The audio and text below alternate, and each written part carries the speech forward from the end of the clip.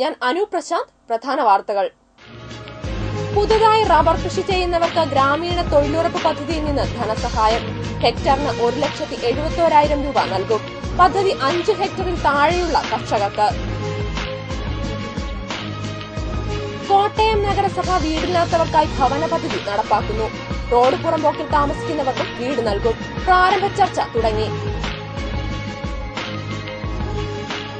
മണർകാട് പള്ളിയിൽ കൊടിമരം ഉയർന്നു. 8 നോമ്പിന് തീർത്ഥാടക പ്രവാഹം. അരുന്ധതിയാർ വിഭാഗത്തിലെ 250 പട്ടികജാതി കുടുംബങ്ങളുടെ പുനരധിവാസ പദ്ധതി അട്ടിമറിച്ചത് സമുദായ നേതാവ് എം വേലുച്ചാമി. സമുദായ നേതാവും ഉദ്യോഗസ്ഥരും ചേർന്ന് തട്ടിയത് കോടികൾ. ക്യാബിനറ്റ് ന്യൂസ് അന്വേഷണം തുടരുന്നു. വാർത്തകൾ വിശദമായി. പുതിയതായി റബ്ബർ കൃഷി തുടങ്ങുന്ന കർഷകർക്ക് മഹാത്മാഗാന്ധി ഗ്രാമീണ തൊഴിലുറപ്പ് പദ്ധതിയുടെ സഹായം നൽകാനുള്ള കേന്ദ്ര സർക്കാർ ഉത്തരവ് ചെറുകിട കർഷകർക്ക് പ്രയോജനമാകും. റബ്ബർ ബോർഡിന്റെ സഹായത്തോടെ പഞ്ചായത്ത് വഴിയാണ് പദ്ധതി നടപ്പാക്കുന്നത്. റബ്ബർ കൃഷിക്ക് തൊഴിലുറപ്പ് പദ്ധതിയിൽ നിന്നും സഹായം നൽകാനുള്ള കേന്ദ്ര സർക്കാർ തീരുമാനം ദേശീയ ഗ്രാമീണ തൊഴിലുറപ്പ് പദ്ധതി തൊഴിലാളികൾക്കും ചെറുകിട റബ്ബർ കർഷകർക്കും ഏറെ പ്രയോജനം ചെയ്യും. പ്ലാന്റേഷൻ പ്രവൃത്തികൾ തൊഴിലുറപ്പ് പദ്ധതിയിൽ ഉൾപ്പെടുത്തുവാൻ കേന്ദ്ര സർക്കാർ നേരത്തെ തീരുമാനിച്ചിരുന്നു. എന്നാൽ റബ്ബർ കർഷകർക്ക് ഇതിന്റെ പ്രയോജനം ലഭിക്കുമോ എന്ന ആശങ്ക ഉയർന്നിരുന്നു. പുതിയതായി റബ്ബർ കൃഷി തുടങ്ങുന്ന ചെറുകിട കർഷകർക്ക് തൊഴിലുറപ്പ് പദ്ധതിയിൽ നിന്നും സഹായം നൽകുവാൻ കേന്ദ്ര സർക്കാർ അനുമതി നൽകിയത് കർഷകർക്കേറെ ആശ്വാസകരമാകും. ഈ വർഷം 500 ഹെക്ടറിൽ സഹായം നൽകാനാണ് അനുമതി. 5 ഏക്കറിൽ താഴെ ഭൂമിയിൽ റബ്ബർ ബോർഡിന്റെ അംഗീകാരമുള്ള റബ്ബർ കൃഷിക്ക് മാത്രമേ സഹായം ലഭിക്കുകയുള്ളൂ. 1 ഹെക്ടർ റബ്ബർ കൃഷിക്ക് 3,30,000 രൂപയാണ് ചെലവ് കണക്കാക്കിയിട്ടുള്ളത്. ഇതിന്റെ 52% തുകയായ 1,71,000 രൂപ തൊഴിലുറപ്പ് പദ്ധതിയിൽ നിന്ന് ലഭിക്കും. റബ്ബർ ബോർഡ് കർഷകർക്ക് ഹെക്ടറിന് 19,500 രൂപ ഇപ്പോൾ നൽകി വരുന്നുണ്ട്. ഇത് രണ്ടും കുറച്ചാൽ കർഷകന് 1 ഹെക്ടറിന് പരമാവധി 1,39,000 രൂപ മാത്രമേ ചെലവ് വരികയുള്ളൂ. തൈ നടാനുള്ള നിലമൊരുക്കൽ, കുഴിയെടുക്കൽ, തൈ നടൽ, പ്ലാറ്റ്ഫോം നിർമ്മാണം, ഇടവിള, തൈ സംരക്ഷണം, അതിർത്തി സംരക്ഷണം എന്നിവയ്ക്കെല്ലാം തൊഴിലുറപ്പ് പദ്ധതിയുടെ ഭാഗമായി ധനസഹായം വിനിയോഗിക്കുവാൻ കഴിയും. തൈ വാങ്ങൽ, വളമിടിൽ എന്നിവയുടെ ചെലവുകൾ കർഷകർ തന്നെ വഹിക്കണം. റബ്ബർ ബോർഡിന്റെ സഹകരണത്തോടെ പഞ്ചായത്തുകൾ വഴിയാണ് പദ്ധതി നടപ്പാക്കുന്നത്. കഴിഞ്ഞ ദിവസം ഗ്രാമവികസന മന്ത്രാലയം ഇത് സംബന്ധിച്ച ഉത്തരവ് പുറത്തിറക്കി. ജില്ലയിലെ പ്രധാന കൃഷി റബ്ബർ ആയതിനാൽ 100 തൊഴിൽ ദിനങ്ങൾ വർഷത്തിൽ എല്ലാ തൊഴിലാളികൾക്കും നൽകുക എന്ന ദേശീയ ഗ്രാമീണ തൊഴിലുറപ്പ് പദ്ധതിയുടെ ലക്ഷ്യം കൈവരിക്കുവാൻ പല പഞ്ചായത്തുകൾക്കും സാധിച്ചിരുന്നില്ല. റബ്ബർ കൃഷിയുമായി ബന്ധപ്പെട്ട ജോലികൾ തൊഴിലുറപ്പ് പദ്ധതിയിൽ ഉൾപ്പെടുത്തിയത് തൊഴിലുറപ്പ് പദ്ധതിയിൽ അംഗങ്ങളായ തൊഴിലാളികൾക്ക് ഏറെ പ്രയോജനം ചെയ്യും. വർദ്ധിച്ച കൃഷി ചെലവുകളും പ്രതികൂല കാലാവസ്ഥയും മൂലം ഏറെ പ്രതിസന്ധിയിലായ ചെറുകിട റബ്ബർ കർഷകർക്ക് കേന്ദ്ര സർക്കാരിന്റെ പുതിയ തീരുമാനം ഏറെ ആശ്വാസകരമാകുമെന്ന് ഉറപ്പാണ്. ക്യാമറമാൻ രഞ്ജിത്തിനൊപ്പം സുരേഷ് മൈലാട്ടുപാറ, ന്യൂസ് ബ്യൂറോ, മണർകാട്. കോട്ടയം നഗരസഭാ പരിധിയിൽ സ്വന്തമായി വീടില്ലാത്തവരെ പുനരധിവസിപ്പിക്കാൻ പുതിയ പദ്ധതി വരുന്നു. റോഡ് പുറമ്പോക്കിൽ കഴിയുന്നവർക്ക് സ്വന്തമായി വീട് നിർമ്മിച്ചു കൊടുക്കാനും പദ്ധതി വിഭാവനം ചെയ്യുന്നു. നഗരസഭയും പട്ടികജാതി റവന്യൂ വകുപ്പുകളും പദ്ധതിയുടെ പ്രാരംഭഘട്ട ചർച്ച നടത്തി. കോട്ടയം കളക്ടറേറ്റിൽ ആഭ്യന്തരമന്ത്രിയുടെ നേതൃത്വത്തിൽ കഴിഞ്ഞ ദിവസം ചേർന്ന യോഗത്തിലാണ് ഭൂരഹിതരെയും വീടില്ലാത്തവരെയും പുനരധിവസിപ്പിക്കാൻ പുതിയ പദ്ധതി ആവിഷ്കരിക്കാൻ നിർദ്ദേശം നൽകിയത്. നിർദ്ദേശം ലഭിച്ചയുടൻ വിശദമായ പ്രൊജക്ട് തയ്യാറാക്കാൻ നഗരസഭയും പട്ടികജാതി വകുപ്പും റവന്യൂ വകുപ്പും തമ്മിൽ പ്രാരംഭഘട്ട ചർച്ച ആരംഭിച്ചു. എന്നാൽ പദ്ധതിക്കാവശ്യമായ വൻ സാമ്പത്തിക ബാധ്യത ആര് വഹിക്കുമെന്ന് ഉറപ്പായിട്ടില്ല. പണം കണ്ടെത്തുന്നത് സംബന്ധിച്ച് ഗൌരവകരമായ ആലോചന നടന്നുവരുന്നു. സ്ഥലം ഇല്ലാത്ത പട്ടികജാതിക്കാരെ കണ്ടെത്തി ഫ്ളാറ്റുകളടക്കം നിർമ്മിച്ചു നൽകാൻ ആലോചിക്കുന്നതായി നഗരസഭാ chairman M P Santhosh Kumar അറിയിച്ചു. സ്ഥലമില്ലാതെ ജീവിക്കുന്നവരുണ്ട്. അപ്പം അങ്ങനെയുള്ളവരെ ചില കോളനികളിൽ താമസിക്കുന്നവരെ അപ്പോൾ അവർക്കൊക്കെ അടിസ്ഥാനപരമായ ബുദ്ധിമുട്ടുകളും പ്രയാസങ്ങളും ഉള്ളതുകൊണ്ട് ആ പട്ടികജാതി വിഭാഗത്തിൽപ്പെട്ടവർക്ക് പ്രത്യേക ഒരു പദ്ധതി എന്നുള്ള നിലയിൽ സ്ഥലം വാങ്ങി, സ്ഥലം കണ്ടെത്തി അവിടെ പുതിയ രീതിയിലേക്കുള്ള ഭവനങ്ങൾ നിർമ്മിച്ച് അല്ലെങ്കിൽ ഫ്ലാറ്റുകൾ നിർമ്മിച്ച് കൊടുക്കുന്നതിനാണ് ഒരു തീരുമാനത്തിലെത്തിയിരിക്കുന്നത്. അപ്പോൾ അങ്ങനെ വരുമ്പോൾ പട്ടികജാതി വിഭാഗത്തിൽപ്പെട്ട കുടുംബങ്ങൾക്ക് പുതിയ ഫ്ളാറ്റുകളടക്കം നിർമ്മിച്ചുകൊണ്ട് മുമ്പോട്ട് പോവുകയും അവർക്ക് ഭവനങ്ങൾ പുതിയതുണ്ടാവുകയും ചെയ്യും. റോഡ് പുറമ്പോക്കിൽ താമസിക്കുന്നവരെ പുനരധിവസിപ്പിക്കുന്ന കാര്യവും പദ്ധതിയിൽ വിഭാവനം ചെയ്യുന്നു. ഇതിന് സർക്കാർ സഹായം ലഭിക്കുമെന്ന് എം പി സന്തോഷ് കുമാർ പറഞ്ഞു. പദ്ധതി യാഥാർത്ഥ്യമായാൽ നഗരസഭ പ്രദേശത്തെ 100 കണക്കിന് ആളുകൾക്ക് അനുഗ്രഹമാകും. News bureau, Kottayam.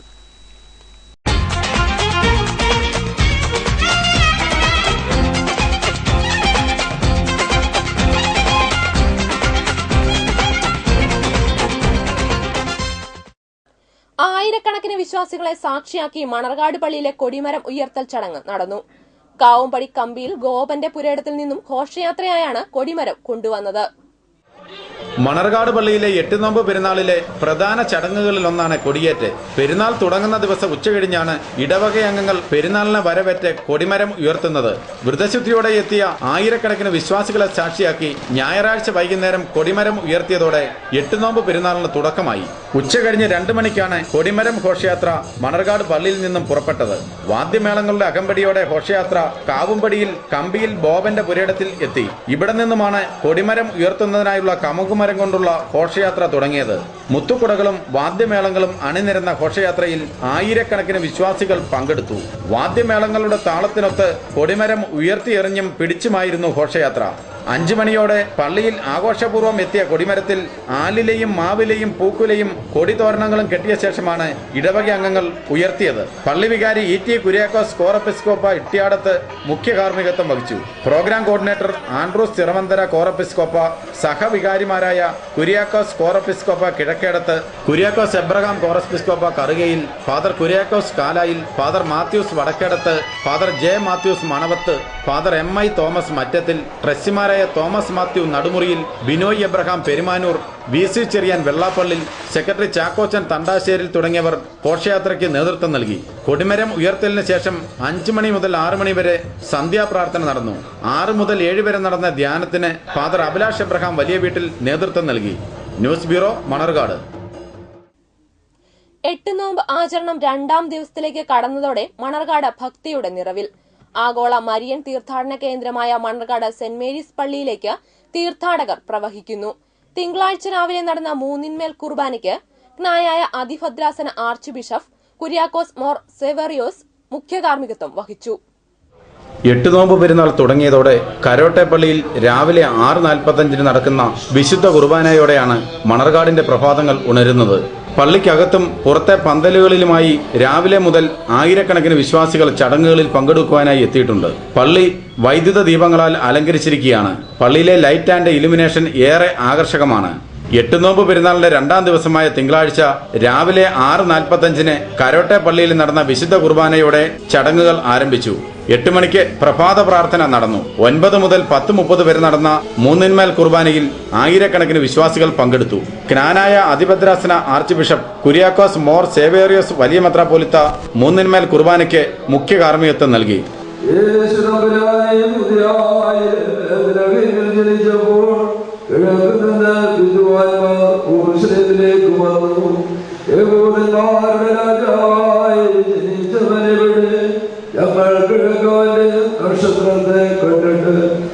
തുടർന്ന് പൗലോസ് പാറക്കര കോർ എപ്പിസ്കോപ്പയുടെ പ്രസംഗം നടന്നു. ഓരോ വർഷം കഴിയുമ്പോഴും മണർകാട് ദൈവമാതാവിന്റെ തിരുസന്നിധിയിൽ എട്ടുനോമ്പ് പെരുന്നാളിനെത്തുന്ന തീർത്ഥാടകരുടെ എണ്ണം അഭൂതപൂർവമായ രീതിയിൽ വർദ്ധിക്കുകയാണ്. ലോകത്തിന്റെ വിവിധ ഭാഗങ്ങളിൽ നിന്നും ജാതിമത ഭേദമില്ലാതെ നോമ്പെടുത്തെത്തുന്ന തീർത്ഥാടകരാണ് കൂടുതലും. എട്ടുനോമ്പാചരണത്തിനെത്തുന്ന മുഴുവൻ വിശ്വാസികൾക്കും പള്ളിയുടെ വടക്കുവശത്തുള്ള പാരിഷ് ഹാളിൽ സൗജന്യമായി നേർച്ചക്കഞ്ഞി വിതരണം ചെയ്യുന്നുണ്ട്.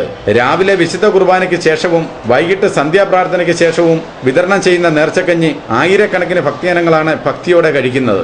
പള്ളിമേടയിലുള്ള പൊതുയോഗ ഹാളും ഹാളിന് മുൻവശവും സ്ത്രീകൾക്ക് മാത്രമുള്ള വിശ്രമ സ്ഥലങ്ങളാണ്.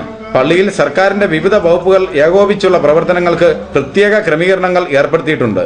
ദൈവമാതാവിന്റെ വിശിഷ്ട വഴിപാടുകളായ മുത്തുക്കുട, കൊടി എന്നിവ പള്ളിയിൽ നേർച്ചയായി അർപ്പിക്കുന്നതിനും കുരിശിങ്കൽ നിന്നുമുള്ള എണ്ണ ശേഖരിക്കുന്നതിനും പ്രാർത്ഥിക്കുന്നതിനും വഴിപാടുകൾ നടത്തുന്നതിനും വിശ്വാസികളുടെ വൻ തിരക്കാണ് അനുഭവപ്പെടുന്നത്. പള്ളിയുടെ വടക്കുവശത്തെ മൈതാനത്ത് ഒരുക്കിയ താൽക്കാലിക ബസ് സ്റ്റാൻഡിൽ നിന്നും കേരളത്തിന്റെ വിവിധ ഭാഗങ്ങളിലേക്ക് KSRTC പ്രൈവറ്റ് ബസ്സുകൾ സർവീസ് നടത്തുന്നുണ്ട്. ക്യാമറാമാൻ രഞ്ജിത്തിനൊപ്പം Suresh Mylattupara, cabinet news, Manarcad. Manarcad Saint Mary's Yakobaya Suriyani പള്ളിയിലെ എട്ടുനോമ്പാചരണത്തിന്റെ ഭാഗമായി ചൊവ്വാഴ്ച രാവിലെ കരോട്ടെപ്പള്ളിയിൽ വിശുദ്ധ കുർബാന നടക്കും. 9 മണിക്ക് കുര്യാക്കോസ് മോർ ദിയസ്കോറോസ് മെത്രോപോലിത്തയുടെ മുഖ്യ കാർമ്മികത്വത്തിൽ വിശുദ്ധ 3 കുർബാന നടക്കും. ഉച്ചയ്ക്ക് മധ്യാഹ്ന പ്രാർത്ഥന, തുടർന്ന് ധ്യാനം എന്നിവ ഉണ്ടായിരിക്കും.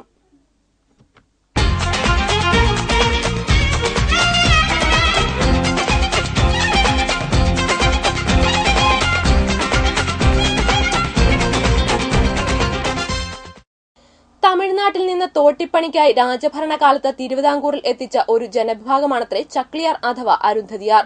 സമൂഹത്തിന്റെ പുറംപോക്കുകളിൽ തലമുറകളായി ദുരിതജീവിതം നയിക്കുന്ന ഒരു ജനത. അരുന്ധതിയാർ വിഭാഗത്തെ പുനരധിവസിപ്പിക്കാൻ ഗവൺമെന്റ് 2008 ഒരു പദ്ധതി ആവിഷ്കരിച്ചു. ആ പദ്ധതി അതിസമർത്ഥമായി അട്ടിമറിച്ച കഥ ക്യാബിനറ്റ് ന്യൂസ് അനാവരണം ചെയ്യുന്നു.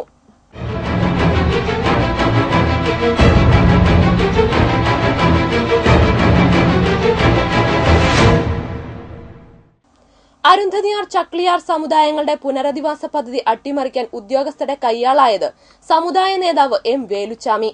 സഹോദരങ്ങളെ വഞ്ചിച്ച വേലുച്ചാമി നേടിയത് കോടികളാണെന്ന് അദ്ദേഹത്തിന്റെ ഇപ്പോഴത്തെ ജീവിത നിലവാരം വ്യക്തമാക്കുന്നു. അരുന്ധതിയാർ വിഭാഗത്തിലെ ചുരുക്കം അഭ്യസ്ത വിദ്യയിൽ ഒരാളും വൈദ്യുതി ബോർഡ് ഉദ്യോഗസ്ഥനുമായ എം വേലുച്ചാമി ഹിന്ദു ഹരിജന അരുന്ധതിയാർ സമുദായ സംഘത്തിന്റെ പ്രസിഡന്റായി തെരഞ്ഞെടുക്കപ്പെടുന്നത് 2001. അതിനു മുമ്പ് സംഘത്തിന്റെ സെക്രട്ടറിയായും വേലുച്ചാമി പ്രവർത്തിച്ചു പോന്നു. സമുദായ നേതാവ് എന്ന നിലയിൽ സമുദായാംഗങ്ങളെ ഏതെല്ലാം വിധത്തിൽ ചൂഷണം ചെയ്യാമെന്നതിന് ഉത്തമ ഉദാഹരണമാണ് വേലുച്ചാമിയെന്ന് കബളിപ്പിക്കപ്പെട്ടവർ പിന്നീട് പരിതപിച്ചു. സമുദായാംഗങ്ങളുടെ വീട്ടിൽ നടക്കുന്ന ഓരോ ചടങ്ങുകൾക്കും, അമ്പലത്തിലെ ഉത്സവത്തിനും, റേഷൻ കാർഡ് അടക്കമുള്ള ഔദ്യോഗിക രേഖകൾക്കും വേലുച്ചാമിയുടെ വക പിരിവ് നടക്കും. ഒന്നിനും കണക്ക് ഉണ്ടാവുകയുമില്ല. പുള്ളി നേരത്തെ TVCയിൽ ജോലി ചെയ്തിരുന്നു. പുള്ളി റിട്ടയർഡായി കഴിഞ്ഞ് ഒരു 10 വർഷം ഇതിൻ്റെ പ്രസിഡന്റ് എന്ന് പറഞ്ഞിട്ടാണ് നടന്നത്. പുള്ളി സാമ്പത്തികം ഇല്ലാത്ത ഒരാളാണ്. പേര് എം വേലുച്ചാമി. പിന്നെ ഇതിനകത്ത് അതിൻ്റെ പുറകെ സെക്രട്ടറി ആയിട്ടിരുന്നതും ഡ്രസ്സറായിട്ടിരുന്നതും ഗുണഭോക്താക്കൾ കംപ്ലീറ്റും അതിനകത്തിരിക്കുന്ന എല്ലാം സർക്കാർ ജോലിക്കാർ. ഇപ്പോൾ നല്ല സാമ്പത്തികം നല്ല പോലെ ഉണ്ടെന്നാണ് പറയുന്ന ആൾക്കാർ. കൊച്ചിനെ നല്ല സാമ്പത്തികം വെച്ച് കെട്ടിച്ചു വിട്ടിരിക്കുക. പുള്ളിയുടെ സിറ്റുവേഷൻ കളിഞ്ഞിട്ടാണ് കെട്ടിച്ചു വിട്ടിരിക്കുന്നത്. അത്രയ്ക്ക് സാമ്പത്തികമുള്ള ഒരാളായിട്ട് ഇപ്പം മാറിയിരിക്കുക. കൂട്ടത്തിലുള്ള സവരിമുത്ത് എന്ന് പറഞ്ഞ കൂട്ടത്തിൽ നടന്നിട്ടുള്ള ഒരു പുള്ളി പറഞ്ഞത് 2,29,00,000 രൂപ ഇതിനകത്ത് തട്ടിപ്പ് നടന്നതായിട്ട് ഞങ്ങളുടെ സമുദായത്തിൽ വന്നിട്ട് നേരിട്ട് പൊതുജനങ്ങൾ മുമ്പ് വന്ന് പറഞ്ഞിട്ടുണ്ട്. 2001 പ്രസിഡന്റായി തെരഞ്ഞെടുക്കപ്പെട്ടതോടെ വേലുച്ചാമി സമുദായത്തിലെ അവസാന വാക്കായി. 2002 റെയിൽവേ പുറമ്പോക്ക് കോളനിയിലെ 40ഓളം കുടുംബങ്ങൾക്ക് വീട് വയ്ക്കാൻ സർക്കാർ ധനസഹായം നൽകിയിരുന്നു.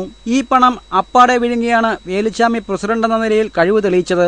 2008 പുനരധിവാസ പദ്ധതിയിലെ പണം അത്രയും കൈകാര്യം ചെയ്ത് ഗുണഭോക്താക്കളെ വഴിയാധാരമാക്കിയ വേലുച്ചാമി പല കാരണങ്ങളുടെ പേരിൽ അവരുടെ കയ്യിൽ നിന്ന് അധിക തുക തട്ടുകയും ചെയ്തു. ഞങ്ങൾക്ക് വീട് വെച്ച് തരാമെന്ന് പറഞ്ഞ് തന്നിട്ടില്ല. പൈസ ഇന്നലെ വരെ വീട് വെച്ചതെന്ന് പറഞ്ഞാൽ ഇന്ന് വാരിക്കൊണ്ട് ഇങ്ങോട്ട് വന്നത് 2 ചെക്കും മേടിച്ച് കൊടുത്ത് ഇത് കൂടാതെ 8,000 രൂപ മേടിച്ച് കഴിഞ്ഞ ആഴ്ച വരെ വന്ന് വെച്ചെന്ന് പറഞ്ഞു. ചൊവ്വാഴ്ച തീർന്നെന്നാണ് പറഞ്ഞത്. ഇങ്ങനെ ഭർത്താവ് വേറെ ആളുടെ കുറേ പൈസ കൂടി മേടിച്ച് ഞങ്ങളുടെ ഭർത്താവ് കന്നിയെന്ന് പറഞ്ഞ ആൾ കൈ കൊടുത്തു. അതും അവരെ വീട് വെച്ച് അവർക്കും തന്നില്ല. അവർ ഞങ്ങളുടെ വീട് എന്നും ചൊല്ലിയവ വളക്കാണോ വളക്കിത് തെറുടെ പുറത്തേക്ക് ഞങ്ങൾ അടിക്കാൻ വരെ വന്നു. വേൽച്ചാമി തന്നെ മേടിച്ചത്. വേൽച്ചാമി മേടിച്ച് കുഞ്ഞുമോൻ്റെ കയ്യിൽ ഞങ്ങളുടെ കെട്ടിയും കൊടുത്തത്. ഈ പൈസ കൂടി ഇപ്പം കൂടി ഈ അമ്മച്ചി ഞാൻ കൂടി 20,000 കഴിഞ്ഞ ആഴ്ച മേടിച്ചിട്ട് പോയതാണ്. ഈ ഭിത്തി 2 പേർക്കും വെച്ച് തരാമെന്ന് പറഞ്ഞു. അതുകൂടി മേടിച്ച് 8 ദിവസം കണക്ക് പറഞ്ഞ് 8 ദിവസം ഇപ്പോൾ 20 ദിവസമായി. കുഞ്ഞുമോൻ തന്നെ മേടിച്ച് വീട്ടിൽ വന്ന് മേടിക്കുന്നുണ്ട്. 2004 കാലാവധി കഴിഞ്ഞ വേലുച്ചാമി പ്രസിഡന്റ് പദവി ഒഴിയാതെ സമുദായത്തെ മാത്രമല്ല കോടതിയെ പോലും തെറ്റിദ്ധരിപ്പിച്ചു. 2009 സമുദായ സംഘം പ്രസിഡന്റ് എന്ന നിലയിൽ വേലുച്ചാമി നൽകിയ റിട്ട് ഹർജിയിൽ ഭവന നിർമ്മാണ പദ്ധതി പ്രകാരമുള്ള ധനസഹായം എത്രയും വേഗം വിതരണം ചെയ്യാൻ ഉത്തരവായിരുന്നു. ഇക്കാലയളവിൽ വേലുച്ചാമി പ്രസിഡന്റ് ആയിരുന്നില്ലെന്ന് മാത്രമല്ല സംഘടനയുടെ രജിസ്ട്രേഷൻ നിയമപ്രകാരം പുതുക്കിയിരുന്നുമില്ല. പിന്നെ പൈസ മുഴുവൻ ചെക്ക് ഗുണഭോക്താക്കൾ മാറുമ്പോഴേ കൈക്കലാക്കും. പിന്നെ ഇയാൾ മുങ്ങി നടക്കുക. ഇയാളത് ചെയ്യുന്നില്ല. അപ്പം അങ്ങനെ വന്നു കഴിയുമ്പോൾ ഈ പ്രാവശ്യത്തെ ബാക്കി വന്ന വർക്കുകൾ മുഴുവൻ ഞാനാണ് ഏറ്റെടുത്ത് എൻ്റെ ചുമതലയിലാണ് ഇപ്പം നടത്തിക്കൊണ്ടിരിക്കുന്നത്. ഇവരങ്ങനെ ഒരുപാട് കളിപ്പിച്ച് ഏതാണ്ട് ഒരു 1 കോടി രൂപയുടെ മുകളിൽ ഇയാൾ കൈക്കലാക്കിയിട്ടുണ്ട്. ഈ വ്യക്തി അയാളുടെ പേര് വേലുസ്വാമി.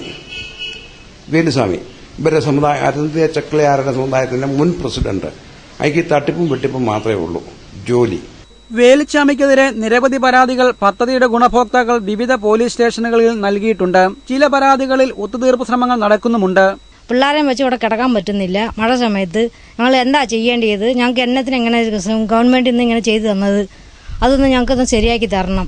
പിള്ളേരായിട്ട് ഞങ്ങൾ ഇതിനകത്ത് എങ്ങനെ എപ്പം പൊഴിഞ്ഞു വീണുവെന്ന് പറയാൻ പറ്റുകയില്ല. വെള്ളമില്ലാതെ ഒന്നുമില്ല. ഞങ്ങൾ ഇതിനകത്ത് ഞങ്ങൾക്ക് ചുമ്മാ ഒന്നുമില്ലാതെ ഞങ്ങൾ കിടക്കുക. അവിടെ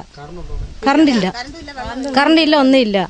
എന്നാൽ ഒരു വേലുച്ചാമി മാത്രം വിചാരിച്ചാൽ പഴുതടച്ച് നടപ്പാക്കേണ്ട ഒരു പദ്ധതി അട്ടിമറിക്കാനാവുമോ? വേലുച്ചാമിയെ കോടാലിക്കൈയായി ഉപയോഗിച്ച് ഈ നിസ്സഹായരുടെ സ്വപ്നം കവർന്നത് ആരാണ്? പിച്ചച്ചട്ടിയിലും കൈയിട്ട് വാരാൻ പരിഷ്കൃതർ എന്നടിക്കുന്നവർ മടിക്കില്ല എന്നതിന്റെ ജീവിക്കുന്ന തെളിവാണ് ജില്ലയുടെ വിവിധ ഭാഗങ്ങളിൽ ചിതറിക്കിടക്കുന്ന വീടുകളുടെ ഈ അസ്ഥികൂടങ്ങൾ.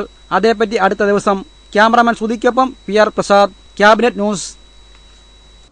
കോട്ടയം ജില്ലയിൽ ഇതുവരെ 16,50,000 അധികം ആളുകളുടെ ആധാർ നമ്പർ തയ്യാറായതായി അക്ഷയ ജില്ലാ assistant coordinator Biju C Mathew പറഞ്ഞു. കാർഡ് ലഭ്യമാക്കുന്നതിന് ഈ ആധാർ സംവിധാനം ക്രമീകരിച്ചിട്ടുണ്ട്. വികലാംഗരുടെയും കിടപ്പുരോഗികളുടെയും വീട്ടിലെത്തി രജിസ്റ്ററിൽ പേര് ചേർക്കുമെന്നും ബിജു സി മാത്യു പറഞ്ഞു. 20 ലക്ഷത്തിലധികം പേർ കോട്ടയം ജില്ലയിൽ മാത്രം ആധാർ കാർഡിനായി അപേക്ഷ നൽകിയിട്ടുണ്ട്. ഇതിൽ 16,52,772 പേർക്ക് ആധാർ കാർഡ് നൽകിയതായി അക്ഷയ ജില്ലാ assistant coordinator Biju C Mathew പറഞ്ഞു. കാർഡുകൾ ലഭ്യമാക്കുന്നതിനായി ഇ ആധാർ സംവിധാനം ക്രമീകരിച്ചിട്ടുണ്ട്. 84% ആളുകൾക്ക് ആധാർ കാർഡ് നമ്പർ നൽകി. 2011 കാലയളവിൽ നടന്ന എൻറോൾമെന്റിന്റെ വിവരങ്ങൾ കൃത്യമായി UIDയിലേക്ക് അയക്കുന്നതിൽ കാലതാമസം ഉണ്ടായി. ഇതാണ് പലർക്കും ആധാർ കാർഡ് വൈകാൻ കാരണമായത്. ഓഗസ്റ്റ് 1 മുതൽ 25 വരെ അക്ഷയ കേന്ദ്രം വഴി 20,606 പേർ ആധാർ എൻറോൾമെന്റ് നടത്തി. ജില്ലയിൽ ഇപ്പോൾ 19 ക്യാമ്പുകളിലായി 22 മെഷീനുകൾ സജ്ജീകരിച്ച് ആധാർ എൻറോൾമെന്റ് നടത്തിവരുന്നു. മൊബൈലിൽ കൂടി ആധാറിന്റെ വിവരങ്ങൾ അറിയാനുള്ള സംവിധാനം ഒരുക്കിയിട്ടുണ്ടെന്നും ബിജു സി മാത്യു പറഞ്ഞു. കിടപ്പിലായ രോഗികളുടെയും ശാരീരിക വൈകല്യമുള്ളവരുടെയും വീടുകളിലെത്തി അവരുടെ എൻറോൾമെന്റ് നടത്താനുള്ള മൊബൈൽ ആധാർ യൂണിറ്റും സജ്ജമാക്കിയതായി ബിജു സി മാത്യു പറഞ്ഞു. News bureau, Kottayam. സെപ്റ്റംബർ 2 നാളികേര ദിനമായി ആചരിക്കുന്നു. നമ്മുടെ നിത്യജീവിതത്തിൽ തേങ്ങയുടെ പ്രാധാന്യത്തെക്കുറിച്ചും തെങ്ങ് കൃഷിയുടെ ആവശ്യകതയെക്കുറിച്ചും സമൂഹത്തിൽ അവബോധം ഉണ്ടാക്കുന്നതിനാണ് എല്ലാ വർഷവും ഈ ദിനം ആചരിക്കുന്നത്. കേര കർഷകർ ഏറെ പ്രതിസന്ധി നേരിടുന്ന സാഹചര്യത്തിലാണ് നാം ഇന്ന് കേരദിനം ആചരിക്കുന്നത്. തെങ്ങ് കേരളീയരുടെ കൽപ്പവൃക്ഷമാണ്. ഇല മുതൽ വേര് വരെ ഉപയോഗമുള്ള അപൂർവം വൃക്ഷങ്ങളിലൊന്ന്. കേരളം എന്ന പേര് തന്നെ ലഭിച്ചത് ഈ വൃക്ഷത്തിൽ നിന്നാണ്. മലയാളിക്ക് അഭിമാനം നൽകുന്ന കാർഷിക വിളയാണ് തെങ്ങ്. ഇന്ത്യയിൽ തേങ്ങ ഉൽപാദനത്തിൽ 1ാം സ്ഥാനവും കേരളത്തിനാണ്. ഇന്ത്യയുടെ സമ്പദ് വ്യവസ്ഥയ്ക്ക് ഗണ്യമായ സംഭാവന ചെയ്യുന്ന നാളികേരത്തെ ആശ്രയിച്ച് ജീവിക്കുന്ന 50 ലക്ഷത്തോളം കുടുംബങ്ങൾ കേരളത്തിലുണ്ട്. എന്നാൽ ഒരു നാടിന്റെ പേരും പ്രശസ്തിയും ലോകമെമ്പാടും പ്രചരിപ്പിച്ച കൃഷി ഇന്ന് രൂക്ഷമായ പ്രതിസന്ധിയെ നേരിടുകയാണ്. റബ്ബർ കൃഷി വ്യാപിച്ചതോടെ തെങ്ങ് കർഷകർ പ്രതിസന്ധിയിലായി. തേങ്ങയുടെ വിലയിടിവ് കർഷകരെ സാരമായി ബാധിച്ചു. തെങ്ങുകൾക്ക് ബാധിക്കുന്ന കൂമ്പുചീയൽ, ഓലവാട്ടം, കൂമ്പടപ്പ് തുടങ്ങി നിരവധി രോഗങ്ങൾ പ്രതിരോധിക്കാൻ കഴിയാത്ത സ്ഥിതിയിലായി തെങ്ങ് കർഷകർ. ഇവയ്ക്ക് പുറമെ ചെമ്പൻ ചൊല്ലി, മണ്ടരി തുടങ്ങിയ പുഴുക്കളുടെ ആക്രമണവും തെങ്ങുകളെ നശിപ്പിക്കുന്നു. ഇതിനെല്ലാം പുറമെ തൊഴിലാളികളെ കിട്ടാനില്ലാത്തതും ഈ മേഖല നേരിടുന്ന വെല്ലുവിളിയാണ്. കർഷകരെ സഹായിക്കാൻ സർക്കാർ നടത്തുന്ന പരിപാടികൾ വേണ്ടത്ര പ്രയോജനം ലഭിക്കുന്നില്ലെന്ന് കർഷകർ പറയുന്നു. പ്രാരംഭകാലത്ത്, ആധുനിക കാലത്തെ കർഷകരെ ഏറ്റവും കൂടുതൽ ഊന്നൽ കൊടുത്തിരുന്നത് തെങ്ങ് കൃഷിക്ക് വേണ്ടിയായിരുന്നു. കാലക്രമേണ അത് രോഗങ്ങൾ പിടിപെട്ട് കേരളത്തിൽ നിന്ന് മാറപ്പെട്ടിരിക്കുന്ന സ്ഥിതിയാണ് ഉണ്ടായിരിക്കുന്നത്. മരുന്നുകളും കീടനാശിനികളും ഒക്കെ ഉപയോഗിക്കുന്നുണ്ടെങ്കിലും ഫലപ്രദമാകുന്നില്ല. 2ാം വിള കൃഷിയായിട്ട് തന്നെ തെങ്ങ് വെച്ചുപിടിപ്പിക്കുവാൻ സർക്കാർ വളരെയേറെ പ്രോത്സാഹനങ്ങൾ ചെയ്യുന്നുണ്ടെങ്കിലും അത് ഫലപ്രദമായി പ്രയോജനപ്പെടുന്നില്ല. തെങ്ങ് കർഷകരുടെ പ്രശ്നങ്ങൾ കൃത്യമായി മനസ്സിലാക്കാനും സമൂഹത്തിൽ കാർഷിക സംസ്കാരം വളർത്തിയെടുക്കാനും കഴിയുന്ന രീതിയിൽ കേരദിനം മാറ്റാൻ ബന്ധപ്പെട്ടവർ ശ്രദ്ധിക്കേണ്ടിയിരിക്കുന്നു. News bureau, Ponkunnam. Vazhoor panchayat agricultural improvement cooperative സൊസൈറ്റിയുടെ നേതൃത്വത്തിൽ ചാമമ്പതാലിൽ കൺസ്യൂമർ ഫെഡിന്റെ ത്രിവേണി സ്റ്റോർ ആരംഭിക്കുന്നു. നിത്യോപയോഗ സാധനങ്ങളും കാർഷികോപകരണങ്ങളും കുറഞ്ഞ നിരക്കിൽ വിതരണം ചെയ്യുകയെന്ന ലക്ഷ്യത്തോടെ ആരംഭിക്കുന്ന സ്റ്റോറിന്റെ ഉദ്ഘാടനം വ്യാഴാഴ്ച വൈകിട്ട് 5-ന് KPCC പ്രസിഡന്റ് രമേശ് ചെന്നിത്തല നിർവഹിക്കും. Doctor N. ജയരാജ് MLA അധ്യക്ഷത വഹിക്കുന്ന യോഗത്തിൽ Anto Antony MP, Joseph Vazhakkan MLA, സംസ്ഥാന സഹകരണ ബാങ്ക് ചെയർമാൻ കുര്യൻ ജോയി, ത്രിതല പഞ്ചായത്ത് ജനപ്രതിനിധികൾ തുടങ്ങിയവർ പങ്കെടുക്കുമെന്ന് ഭാരവാഹികൾ വാർത്താസമ്മേളനത്തിൽ അറിയിച്ചു. സാധാരണക്കാർക്ക് സബ്സിഡി റേറ്റിലെ ഭക്ഷ്യസാധനങ്ങൾ കിട്ടുന്നതിന് വേണ്ടി ചാമ്പാലുള്ളവരൊക്കെ ഇവിടെ വന്ന് മാവേലി ഇവിടെ വന്നാണ് വാങ്ങുന്നത്. എന്നിട്ട് അവിടെ ഒരു മാർഗ്ഗമില്ല. അതുകൊണ്ട് കൺസ്യൂമർ ഫെഡിൻ്റെ ത്രിവേണി സ്റ്റോർ അപേക്ഷ കൊടുത്ത് അതും അനുവദിച്ചിട്ടുണ്ട്. ഇത് രണ്ടിൻ്റെ ഉദ്ഘാടനം ബഹുമാനപ്പെട്ട KPCC പ്രസിഡന്റ് രമേശ് ചെന്നിത്തല നിർവഹിക്കുകയാണ്. യോഗത്തിൽ അധ്യക്ഷത വഹിക്കുന്നത് doctor Kanjirappally MLA, doctor N. Jayaraj MLA. Triveni സ്റ്റോറിന്റെ ഉദ്ഘാടനം ആന്റോ ആന്റണി MP. ആദ്യ നിക്ഷേപം സ്വീകരിക്കൽ ശ്രീ ജോസഫ് വാഴക്കൻ MLA. പൊൻകുന്നത്ത് നടന്ന വാർത്താ സമ്മേളനത്തിൽ സൊസൈറ്റി പ്രസിഡന്റ് തോമസ് പൂനാട്ട്, മെമ്പർമാരായ അരുൺ തോമസ്, KP ചന്ദ്രൻ തുടങ്ങിയവർ പങ്കെടുത്തു. വിതുര പെൺവാണിഭ കേസിൽ ഇരയായ പെൺകുട്ടി കോട്ടയത്തെ പ്രത്യേക കോടതിയിൽ ഹാജരായി. പീഡനം നടന്ന വർഷങ്ങൾ കഴിഞ്ഞതിനാൽ പ്രതികളെ തിരിച്ചറിയാൻ കഴിയുന്നില്ലെന്ന് പെൺകുട്ടി കോടതിയെ അറിയിച്ചു. കേസ് ഈ മാസം 13-ന് പരിഗണിക്കും. കോടതിയുടെ രൂക്ഷമായ വിമർശനങ്ങൾക്കൊടുവിലാണ് വിതുര കേസിലെ പീഡനത്തിനിരയായ പെൺകുട്ടി കോട്ടയത്തെ പ്രത്യേക കോടതിയിൽ ഹാജരായത്. പീഡനം നടന്ന് വർഷങ്ങൾ കഴിഞ്ഞതിനാൽ പ്രതികളെ തിരിച്ചറിയാനാവുന്നില്ലെന്ന് പെൺകുട്ടി കോടതിയെ അറിയിച്ചു. എന്നാൽ കേരളത്തിന്റെ വിവിധ ഭാഗങ്ങളിൽ വെച്ച് താൻ പീഡനത്തിന് ഇരയായിട്ടുണ്ടെന്ന് പെൺകുട്ടി കോടതിയിൽ പറഞ്ഞു. കേസിലെ മുഴുവൻ പ്രതികളും തിങ്കളാഴ്ച കോടതിയിൽ ഹാജരായിരുന്നു. കേസ് ഈ മാസം 13-ന് വീണ്ടും പരിഗണിക്കും. കേസിൽ പെൺകുട്ടി മൊഴി കൊടുത്തു, അറിവുള്ള കാര്യങ്ങൾ പറഞ്ഞു കൊടുത്തു. ബാക്കി വിചാരണ തുടർ നടപടിക്കായിട്ട് അടുത്ത മാസം, ഈ മാസം തന്നെ 13-ാം തീയതിക്ക് മാറ്റിവെച്ചു. 13-ാം തീയതി കേസ് പരിഗണിക്കുമ്പോൾ അന്വേഷണ ഉദ്യോഗസ്ഥനായ പീറ്റർ ബാബുവും കോടതിയിൽ ഹാജരാകും. പോലീസ് വാഹനത്തിലാണ് പെൺകുട്ടി കോടതിയിൽ എത്തിയത്. News bureau, Kottayam. മത്സ്യസമൃദ്ധി പദ്ധതി പ്രകാരം വാഴൂർ പഞ്ചായത്തിൽ കർഷകർക്ക് മത്സ്യക്കുഞ്ഞുങ്ങളെ വിതരണം ചെയ്തു. പഞ്ചായത്ത് പ്രസിഡന്റ് തോമസ് വെട്ടുവേലി ഉദ്ഘാടനം നിർവഹിച്ചു. 250 കർഷകർക്ക് 28,000-ഓളം മത്സ്യക്കുഞ്ഞുങ്ങളെ വിതരണം ചെയ്തു. പഞ്ചായത്ത് അംഗം ജോസ് കെ ചെറിയൻ, പ്രൊജക്ട് ഓഫീസർമാരായ ആരതി സോമൻ, ഷൈനി മോൾ, പഞ്ചായത്ത് കോഓർഡിനേറ്റർ ബിജോസ് കെ പീറ്റർ തുടങ്ങിയവർ നേതൃത്വം നൽകി. കോട്ടയം നഗരത്തിലെ ഗതാഗത പരിഷ്കാരം വീണ്ടും പാളുന്നു. ഇതുമൂലം തിരക്കേറിയ സമയങ്ങളിൽ നഗരത്തിൽ രൂക്ഷമായ ഗതാഗതക്കുരുക്ക് ഉണ്ടാകുന്നു. ഏർപ്പെടുത്തുന്ന പരിഷ്കാരങ്ങൾ ശാസ്ത്രീയമല്ല എന്ന ആക്ഷേപവും ഉയർന്നിട്ടുണ്ട്. രൂക്ഷമായ ഗതാഗതക്കുരുക്ക് കോട്ടയം നഗരത്തിന്റെ നിത്യശാപമാകുന്നു. കുരുക്ക് കൂടുന്നതിനനുസരിച്ച് അധികൃതർ പല പരിഷ്കാരങ്ങളും ആവിഷ്കരിക്കുന്നു. അതൊന്നും ഗതാഗതക്കുരുക്കിന് പരിഹാരമാകുന്നുമില്ല. പുതിയ പരിഷ്കാരങ്ങൾ അറിയാതെ എത്തുന്ന വാഹനയാത്രക്കാരും വലയുകയും ചെയ്യും. റോഡിന്റെ വീതി കൂട്ടാതെയും ശോച്യാവസ്ഥ പരിഹരിക്കാതെയും നടപ്പിലാക്കിയതാണ് പുതിയ പരിഷ്കാരത്തിന്റെ വലിയ പാളിച്ച. തിരക്കുള്ള സമയങ്ങളിൽ നഗരത്തിൽ ഏറെ നേരം വാഹനങ്ങളുടെ നീണ്ട നിര തന്നെ ഉണ്ടാകും. ഏറ്റുമാനൂർ ഭാഗത്തു നിന്നും വരുന്ന KSRTC ബസ്സുകൾ കുര്യൻ ഉതുപ്പ് റോഡ് വഴി നഗരത്തിലേക്ക് തിരിച്ചുവിടുന്നതും ഗതാഗതക്കുരുക്ക് കൂടാൻ കാരണമായിട്ടുണ്ട്. 75 ലക്ഷം രൂപ മുടക്കി സ്ഥാപിച്ച സിഗ്നൽ സംവിധാനവും പ്രവർത്തിക്കുന്നില്ല. ഓണക്കാലം കൂടി എത്തുന്നതോടെ നഗരത്തിലൂടെയുള്ള യാത്ര അസാധ്യമാകുമെന്ന ഭയത്തിലാണ് പൊതുജനം. News bureau, Kottayam. കോട്ടയം ജില്ലയിലെ മികച്ച സർക്കാർ വിദ്യാലയമായ പനമറ്റം ഹയർ സെക്കൻഡറി സ്കൂളിന്റെ പുതിയ മന്ദിരത്തിന്റെ പണി പൂർത്തിയായി വരുന്നു. 2.5 കോടി രൂപ ചെലവഴിച്ച് 3 നിലയിൽ പണിയുന്ന കെട്ടിടത്തിൽ ജനുവരി മാസത്തോടെ ക്ലാസുകൾ ആരംഭിക്കുവാൻ കഴിയുമെന്ന് സ്കൂൾ അധികൃതർ പറഞ്ഞു. പൊതുവിദ്യാലയത്തെ സംരക്ഷിക്കുന്നതിനുള്ള നാടിന്റെ പ്രതിബദ്ധതയുടെ പ്രതീകമാണ് Panamattom government higher secondary school. 1915 Panamattom ദേവസ്വത്തിന്റേതായി ഭാരതീ വിലാസം ലോവർ പ്രൈമറി തലത്തിൽ ആരംഭിച്ച സ്കൂൾ 1948 തിരുവിതാംകൂർ മഹാരാജാവിന് കൈമാറി. ഇപ്പോൾ 1 മുതൽ +2 വരെയുള്ള ക്ലാസുകളിൽ 1000-ഓളം കുട്ടികൾ പഠിക്കുന്നു.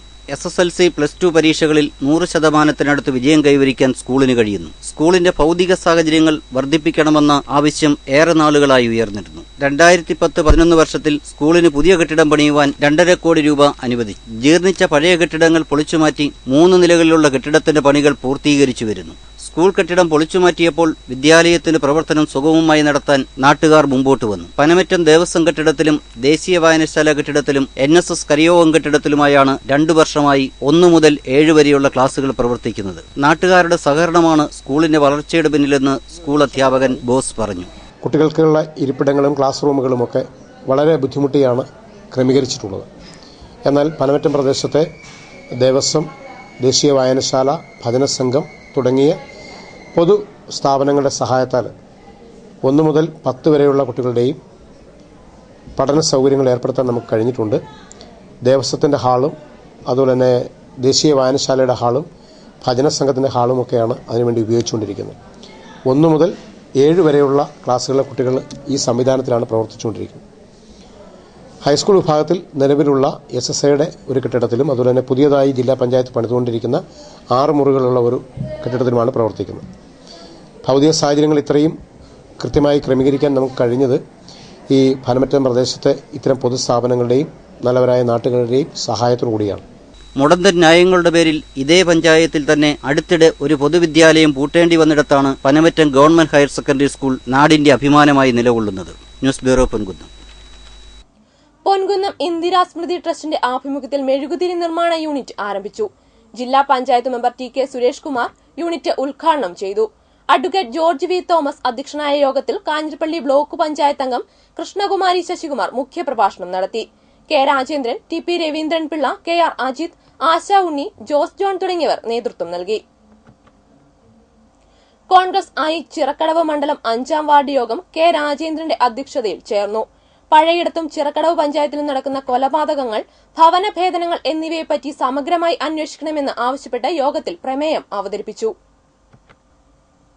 പ്രധാന വാർത്തകൾ ഒരിക്കൽ കൂടി.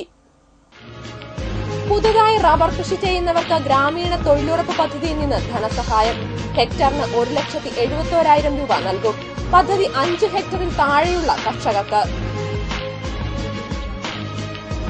കോട്ടയം നഗരസഭ വീടില്ലാത്തവർക്കായി ഭവന പദ്ധതി നടപ്പാക്കുന്നു. റോഡ് പുറമ്പോക്കിൽ താമസിക്കുന്നവർക്കും വീട് നൽകും.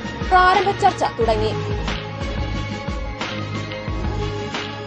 മണർകാട് പള്ളിയിൽ കൊടിമരം ഉയർന്നു. 8 നോമ്പിന് തീർത്ഥാടക പ്രവാഹം.